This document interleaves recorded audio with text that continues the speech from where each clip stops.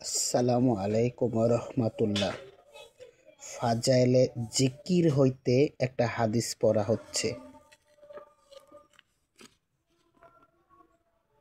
হুজুর সাল্লাল্লাহু আলাইসাল্লাম এরশাদ ফরমাইয়াছেন, ওই পাখ জাতের কসম যাহার হাতে আমার জান, যদি সমগ্র আসমান জমিন ও উহার মাঝে যত মানুষ আছে এবং যত জিনিস উহার মাঝে আছে এবং যাহা কিছু উহার নিচে আছে সমস্তই এক পাল্লায় রাখা হয়, আর লা ইলাহা ইল্লাল্লাহর সাক্ষ্য অপর পাল্লায় রাখা হয়, তবু উহাই ওজনে বাড়ি হইয়া যাইবে।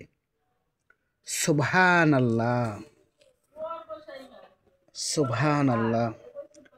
দুনিয়ার সমস্ত কিছু এক পাল্লায় রাখবে, আর লা ইলাহা ইল্লাল্লাহ এক পাল্লায় রাখবে, তবে লা ইলাহা ইল্লাল্লাহর ওজনই বেশি হবে। অন্য এক হাদিস আসছে, যে ব্যক্তি প্রতিদিন 100 বার লা ইলাহা ইল্লাল্লাহ